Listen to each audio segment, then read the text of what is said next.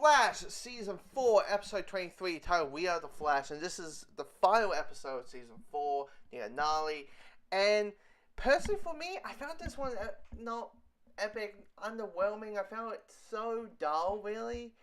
It felt that, they build up the Thinker, and the Thinker, took out so many metahumans and stuff on those lines. And to the point, he just felt too overpowered. He felt like he's a too powerful villain, I found. Because they just didn't know what to do with him. They didn't know how to, it felt like they're just making up things where they go along. This episode's messy. Because with the Inception plot, it's like, why do you want to go through the Thinker's mind? I mean, I get the idea to stop him, but why? So we can find the good version of him in his mind. And I'm like, that just sounds stupid.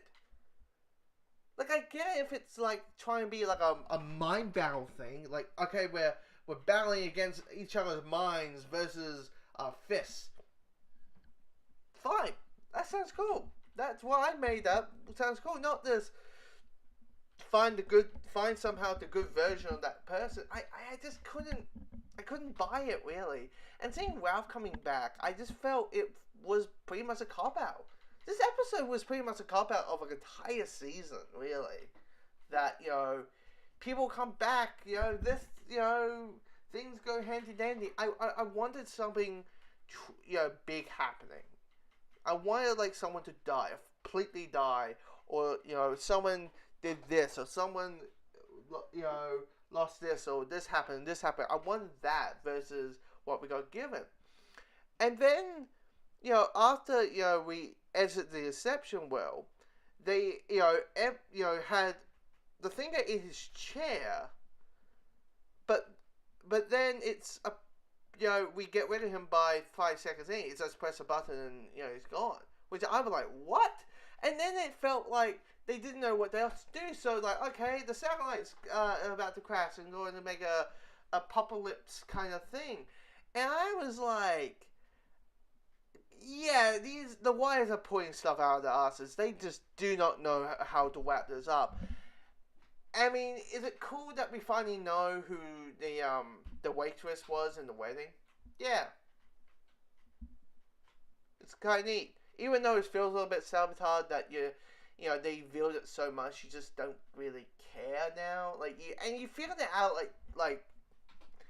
I don't know, the first time she showed up in Crisis of Earth X, the first part of the Supergirl, part of the story.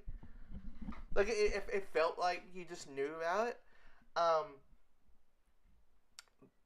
And now we know how, this house is bitching line comes from, which is okay.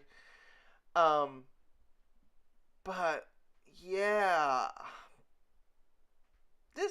I will say this. This is as we all know, I only watched Arrow, Flash, and Supergirl. Flash this year is the weakest out of the bunch. I have not read, the writing and the stories and all that kind of stuff, it's just not, it wasn't that unless it was a crossover, it wasn't a interesting of an episode, really. And, you kind of hope Season 5, kind of makes, kind of like what Arrow did, Season 5, Arrow got a good season kind of thing. All the good things about this episode is kind of little things. We find out, why doesn't Barry go to Earth 38 and grab Supergirl? Why not? Get Oliver, even though probably at this point Oliver's in jail. Why not do this? Why not do that? And, they explain that. I kind of like. It is one of those things, the little things you like, I kind of appreciate. It's all the big plots, the big stuff in this episode that I just didn't.